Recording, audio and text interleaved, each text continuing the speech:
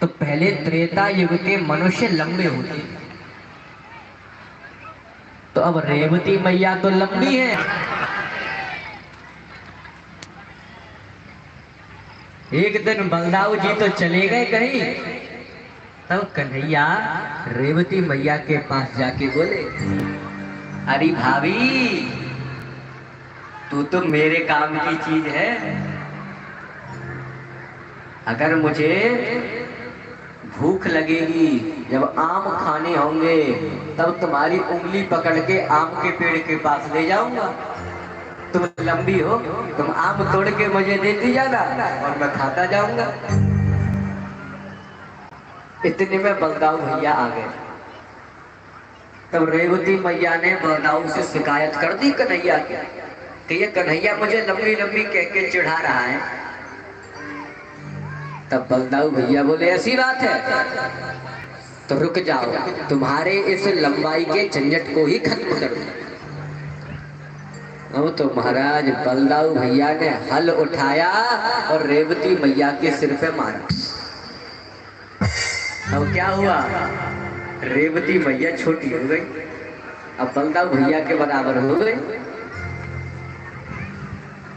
लेकिन ध्यान रखना, इस काम को आप मत कर देना। जिस पति की पत्नी लंबी हो, तो पति ये सोचे कि बलदाऊ ने हल्के द्वारा रेवती को छोटा कर दिया, हल्के द्वारा रेवती को अपनी लेवल का कर दिया, तो मैं लठ मार के कर लेता हूं। अगर ऐसा कर दिया ना, तो महाराज पत्नी की गोविंदाय नमो नमः हो जाएगी। बोलो हर हर महादेव। ध्यान देना सभी, बलदाऊ ने रेवती मैया के सिर पर हल मारा नहीं था, बल्कि मंत्र पढ़ करके उनके सिर पर रखा था। इसीलिए बलदाऊ की हुड़ मत करना, क्योंकि वो तो साक्षात भगवान के अवतारी है, तो हम भगवान की हुड़ कैसे कर सकते हैं। तो इस प्रकार माता रेवती और बलदाऊ भैया का विवाह संपन्न हुआ। राजा सीत भीष्म को नाम विदर्भाधिपतिर्महान्, तस्य पंचा भवत पुत्रा कन्यैका च वरानना।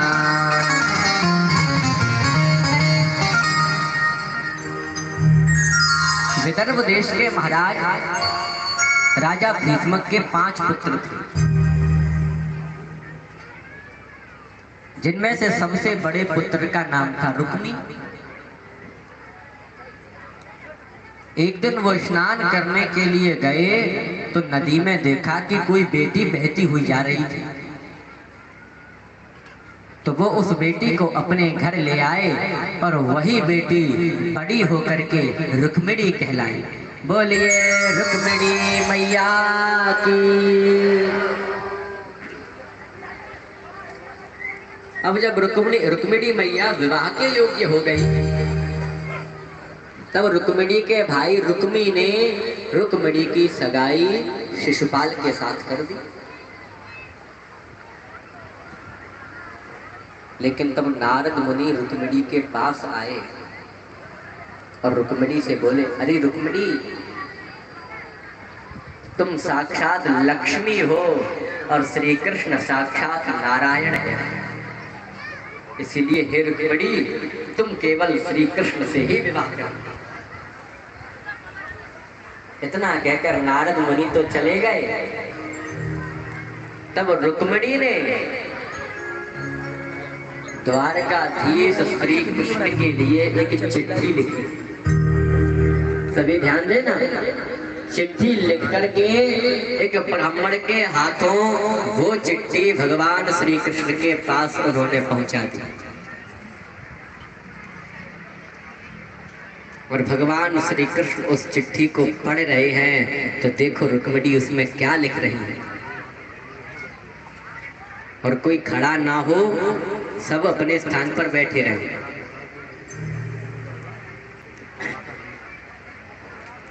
कोई भी माता ना हो, ये जो माताएं खड़ी हैं बैठ जाए। जो भी मंच पर चढ़ाना है वो आप बाद में चढ़ाना, अभी कथा के बीच में कुछ नहीं, अभी सब बैठे रहिए। बोलिए वृंदावन बिहारी लाल की जय हो। रुक्मिणी मैया उसमें लिख रही है, श्रुत्वा गुणान् भुवन सुंदर शृण्वतान्ते निर्वेश्य कर्ण विभरैर् हरितोऽङ्गतापम् रूपं दृशां दृशिमताम् अखिलार्थलाभम्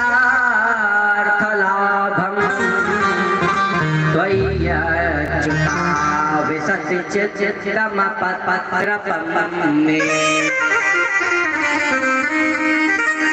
रुक्मिणी लिख रही हैं, श्रुत्वा गुणान् भुवन सुंदर शृण्वताम्। हे प्रभु, मैंने आपको नहीं देखा है और आपने मुझे देखा है, इसीलिए मैं आपसे विवाह नहीं कर रही हूँ, बल्कि आपके गुणों से विवाह कर रही हूँ। क्योंकि मैंने नारद मुनि से आपके गुणों को जान लिया है कि आपने 6 दिन की अवस्था में पूतना मारी, फिर सकटासुर मारा, तृणावर्त मारा, वत्सासुर, बकासुर, अघासुर और कंस को भी आपने नहीं मारा है। इसीलिए मैं आपसे नहीं बल्कि आपके गुणों से विवाह कर रही हूं। यानी कि आज रुक्मिणी मैया भारत की बेटियों को ये शिक्षा देना चाहती हैं कि हे भारत की बेटियों, हमेशा गुणवान पति से ही विवाह करना चाहिए। लेकिन महाराज अब तो हमारे भारत का सिस्टम ही बदल गया है, क्योंकि अब लड़का गुणवान नहीं बल्कि धनवान देखा जाता है। अब अगर किसी बेटी का पिता, अगर कोई पिता अपनी बेटी की सगाई करके लौट रहा हो और उससे पूछा जाए, अरे भैया तुम जहां अपनी बेटी की सगाई करके आए हो वो घर बर कुल खानदान कैसा है, कैसा उसका परिवार, तो तब पिता बड़े गर्व से कहता है, अरे भाई परिवार सब ठीक ठाक है, कुल खानदान सब ठीक ठाक है। और अगर लड़के की बात करो तो लड़का इतना पैसे वाला है, इतना पैसे वाला है कि दिन में 200 रुपए के तो गुटके खाकर थूक देता है। बोलो हर हर महादेव। और अगर गुंडागिरी की बात करो, नेतागिरी की बात करो तो चौराहे पर किसी की पिटाई लगा देना तो थाने में उसकी रिपोर्ट नहीं लिखी जाती है, ऐसा प्रभाव है उसका। लेकिन सभी ध्यान देना, हमारा प्रभाव हो या ना हो लेकिन स्वभाव होना चाहिए।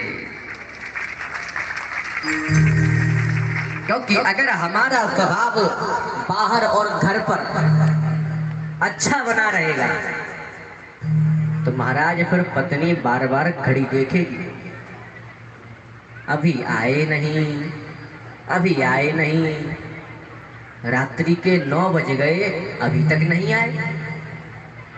दौड़कर पड़ोसन के पास पहुंचेगी, अरे जीजी तुम्हारे भी आए गए क्या?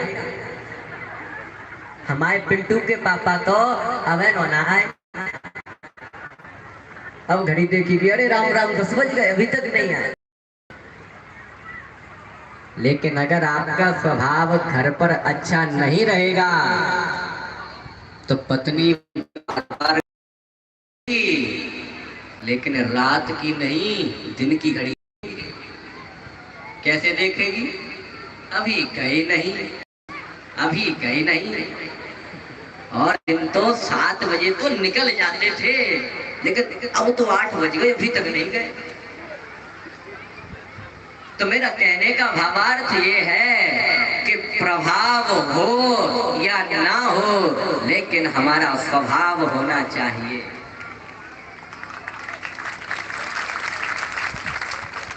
आज माता रुक्मिणी ने श्री कृष्ण के प्रभाव को नहीं देखा बल्कि उनके स्वभाव को देखा। और बोली, हे प्रभु मुझे एक डर लग रहा है कि आपने पूतना के वध से लेकर के कंस मर्दन तक जितनी भी लीलाएं की हैं, उनमें ऐसी एक भी लीला नहीं है जिसमें आपने किसी की कन्या का हरण किया। तो मुझे ये भय लग रहा है कि आप मुझे लेने आओगे भी या नहीं। परंतु हे प्रभु, मैंने आपको जो चिट्ठी भेजी है उस चिट्ठी में मैंने 7 मंत्र लिखे हैं। क्यों? क्योंकि शादी में 7 फेरे 7 भाबर होती है और मैंने चिट्ठी भी भेजी है क्योंकि शादी में विवाहों में लग्न पत्रिका दी जाती है, पीली चिट्ठी जिसे बोलते हैं। और मैंने चिट्ठी भी भेजी है ब्राह्मण के हाथों, क्योंकि विवाह में ब्राह्मण ही मंत्रों के साक्षी होते हैं। तो हे प्रभु, आप उन 7 मंत्रों को 7 भामर 7 फेरे समझ लेना, ब्राह्मण को मंत्रों का साक्षी समझ लेना, उस चिट्ठी को लग्न पत्रिका समझ लेना। और हे प्रभु, ये 7 भामर जिसके भी पड़ जाती हैं, फिर वो कोई कन्या नहीं बल्कि फिर तो वो पत्नी पड़ जाती है। इसीलिए हे प्रभु, आप राजा भीष्मक की बेटी को लेने मत आओ, बल्कि आप अपनी पत्नी रुक्मिणी को लेने आ जाओ।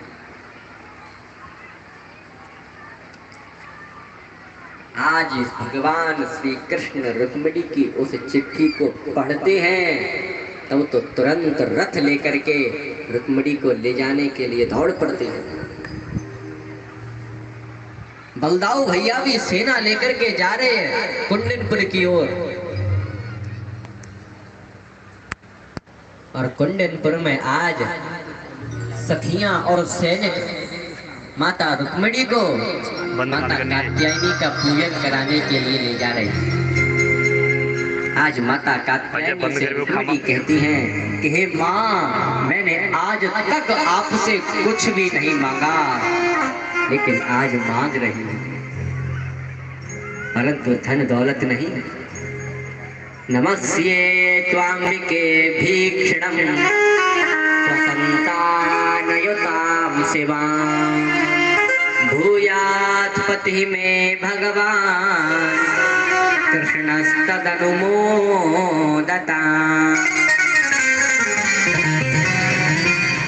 हे माँ, मैं धन दौलत जमीन जायदाद नहीं मांग रही हूँ, बल्कि भूयात पति में भगवान कृष्ण तदनुमोदताम। हे माँ, श्री कृष्ण को मुझे पति के रूप में दे दो, मैं आपसे बस यही मांग रही हूँ। आज माता रुक्मिणी की प्रार्थना से माता कात्यायनी प्रसन्न हो गई और उनकी वो गले की माला रुक्मिणी की गोद में गिर पड़ी। सब रस्म पूरी हो गई थी, एक गोद भराई की रस्म रह गई, तो वो मेरी माता कात्यायनी ने पूर्ण कर दी। आज रुक्मिणी ने देखा कि भगवान श्री कृष्ण रुक्मिणी को ले जाने के लिए आते हैं और हाथ पकड़ कर के ले जा रहे हैं। जो सैनिक थे वो सैनिक तो कृष्ण के उस सौंदर्य को देख के कहते हैं, ओहो, इसका पीतांबर कितना सुंदर है। सखियां कह रही हैं, अरे पीतांबर को क्या देखना, इसकी बांसुरी और मोरपंख कितना सुंदर है। लेकिन शुकदेव जी कहते हैं, हे राजन परीक्षित, ये देखो कि इन दोनों की जोड़ी कितनी सुंदर है। पदा चलती कलहंस गामिनी सिंचित कला नूपुर धाम शोभना। आज कृष्ण और रुक्मिणी चल रही हैं तो ऐसा लग रहा है कि जैसे हंस और हंसनी का एक जोड़ा चल रहा है। माता रुक्मिणी के पैरों की पायलों की नूपुरों की ध्वनि से वो सभी सखियां और सैनिक मोहित हो गए, इसीलिए कुछ कह ना सके। लेकिन जैसे ही भगवान श्री कृष्ण रुक्मिणी को रथ में बैठा करके रथ को दौड़ाते हैं, तो वो ध्वनि बंद हो गई। तब सबको होश आया और बोले, अरे ये रुक्मिणी को तो कृष्ण हरण करके ले गया। अब तो महाराज हाहाकार मच गया कि कृष्ण रुक्मिणी को हरण करके ले गया। और वहां मेरे कृष्ण ने आज द्वारका में जाकर के बड़ी धूमधाम के साथ रुक्मिणी माता के साथ में विवाह किया है। बोलिए रुक्मिणी रमण भगवान की हो।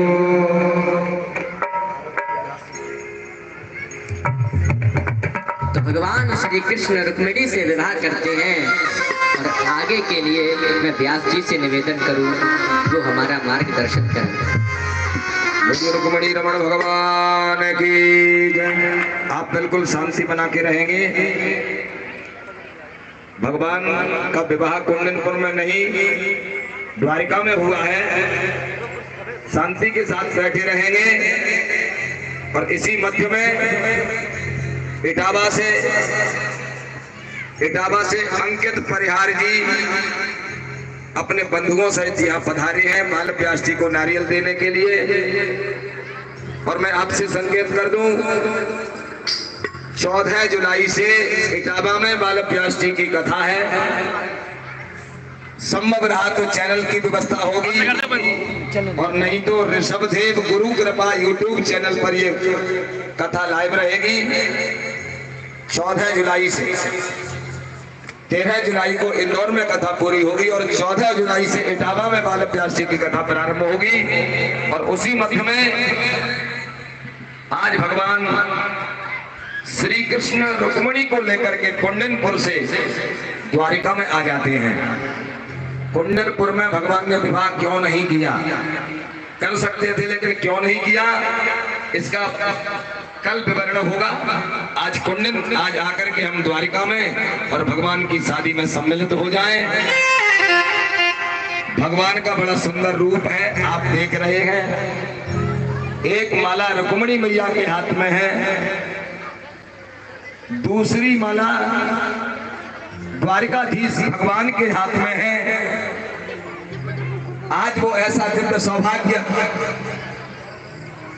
भगवान श्री कृष्ण द्वारिकाधीश माला पहना करके रुक्मिणी का वर्ण कर लेते हैं।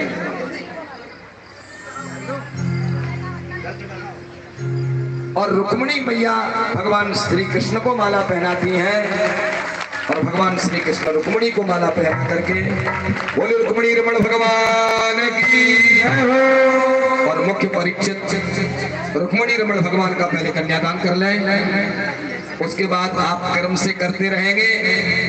सज्जनों, एक बात मैं कहूं, रुक्मिणी माता के विषय में भजन बहुत है, लेकिन एक भामर हमारे यहाँ की प्रसिद्ध होती है और एक भामर मैंने बनाई है। वैसे तो उसको गाया गया है, दर्ज कोई भी रही हो, लेकिन उसमें मैंने शब्द जोड़ के एक भामर बनाई है। आइए उसी भामर को हम गुनगुनाते जाएंगे और हमारे मुख्य परीक्षित जी रुक्मिणी रमण भगवान का पूजन करेंगे। मंगलम भगवान विष्णु मंगलम गरुड़ध्वज मंगलम पुंडरीकाक्ष मंगलाय तनो हरिः। बड़ा दिव्य उत्सव है। जा कान्हा की रुक्मिणी के संग पढ़ना लागी, हरे हरे पढ़ना लागी भामरिया।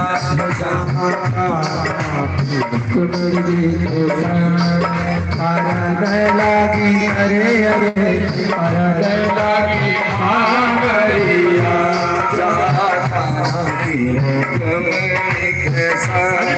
पढ़ना लागी हरे हरे पढ़ना लागी भामरिया।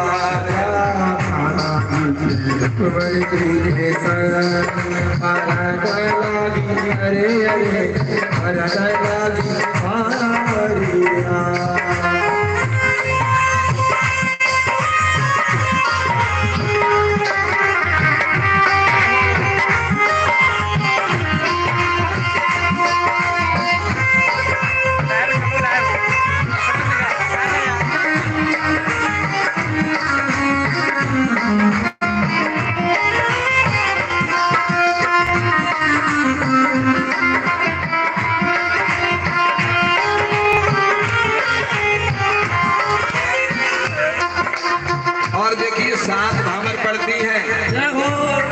उसमें से पहली भावर प्रारंभ हो रही है। पहली भावर पढ़ने लागी हर्ष द्वार का छाया, हर्ष द्वार का छाया। और देखिए द्वारिका में तो द्वापुर में हर्ष छाया था, हर्ष कुंकरा में छाया है। पहली भावर पढ़ने लागी हर्ष कुंकरा छाया,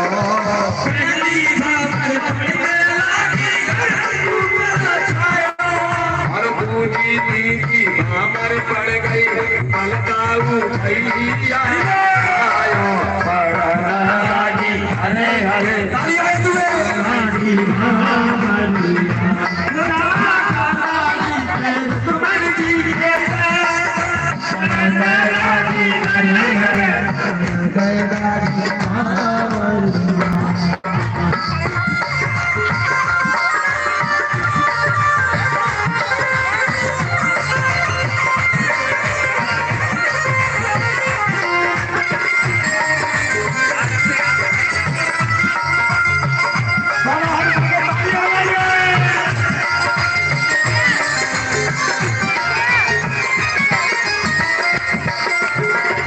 तीन भावर पड़ गई, चौथी प्रारंभ हो रही है। चौथी भावर पढ़ने लागी सदा मत सुखायो, चौथी भावर पढ़ने लागी सदा मत सुखायो, चौथी भावर पढ़ने लागी सदा मत सुखायो, चौथी भावर पढ़ने लागी सदा मत सुखायो।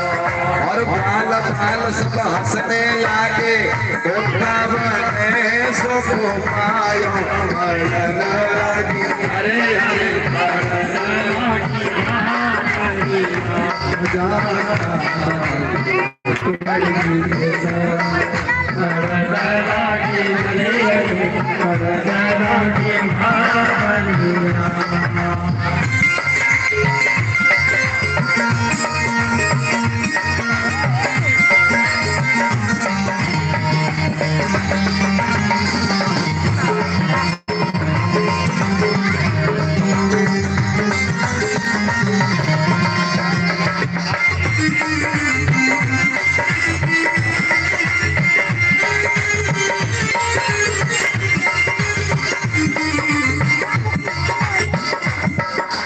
और देखिए पांचवी भावर शुरू हो रही है।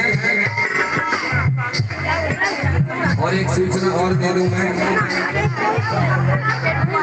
गोपाल व्यास जी की कथा यूट्यूब चैनल पर सुनना चाहें, उनके चैनल का नाम है ऋषभ देव जी महाराज गुरु कृपा, ऋषभ देव जी महाराज गुरु कृपा यूट्यूब चैनल है, आप सब्सक्राइब कर लें उसे।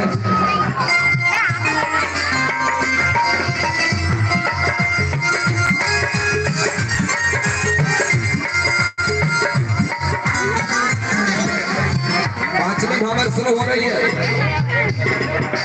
पांचवी भावर पढ़ने लागी मातो देवकी आई, पांचवी भावर पढ़ने लागी मातो देवकी आई, पांचवी भावर पढ़ने लागी मातो देवकी आई, पांचवी भावर पढ़ने लागी मातो देवकी आई। अरे कहने लागी बैठे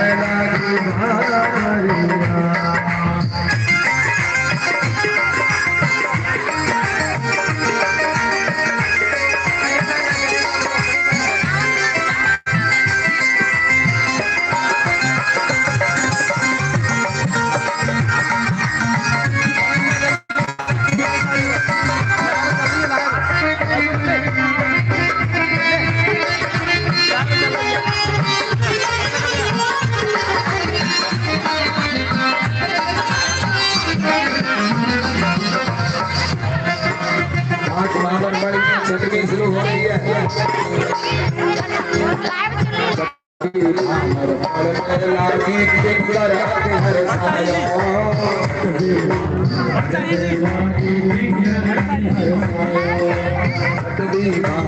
पड़ में लागी सब देव हर सायो सब देव हर सायो और 7 दिन पर पूरी पड़ गई शेषो पाल घबरायो लागी हरे हरे लागी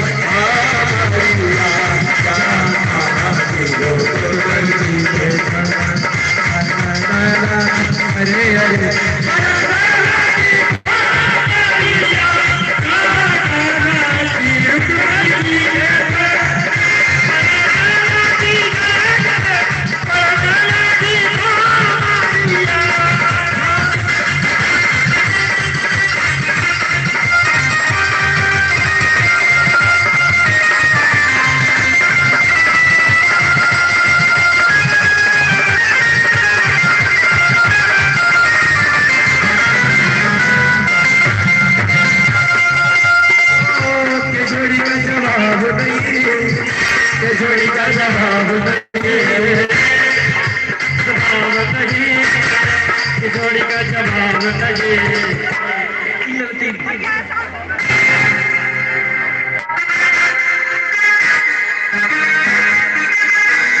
दूल्हा बने हैं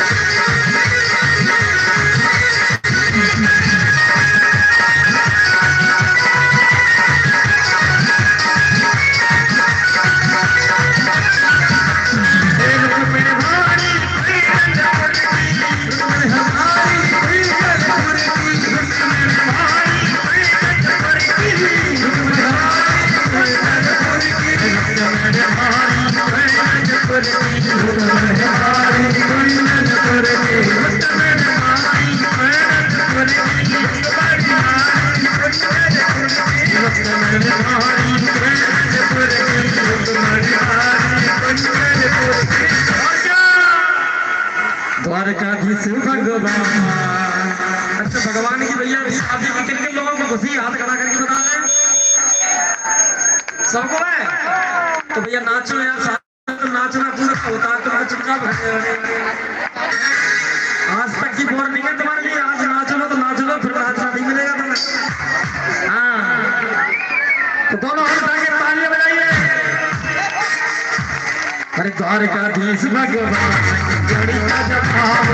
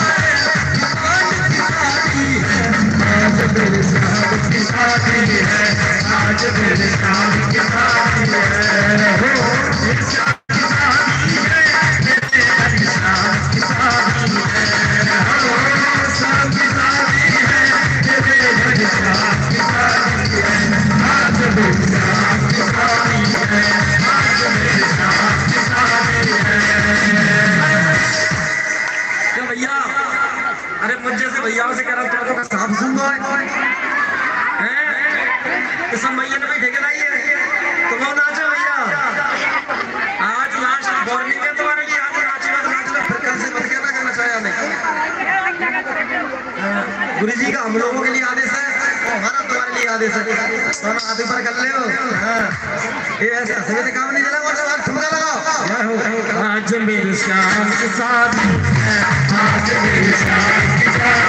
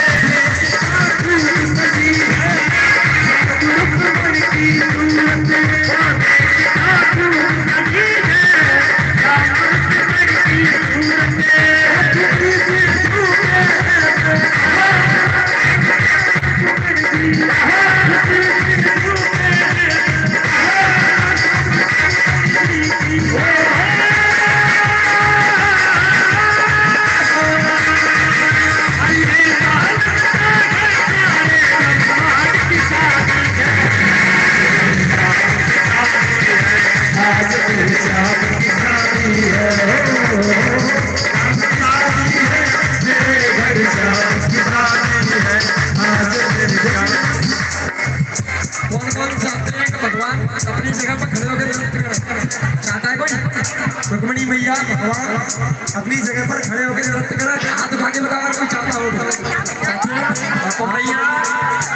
मैया और पिताजी की जोड़ी का जवाब नहीं, जोड़ी का जवाब नहीं, जोड़ी का जवाब नहीं, जोड़ी का जवाब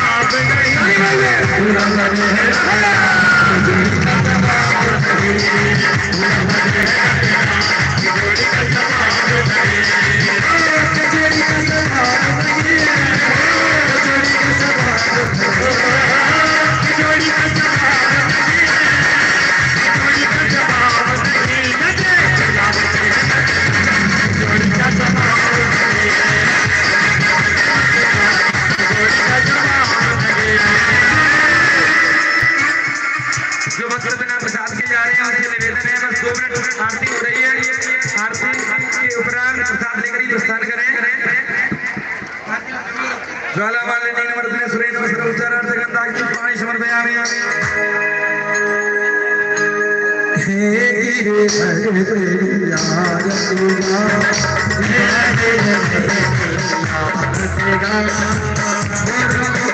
तेरे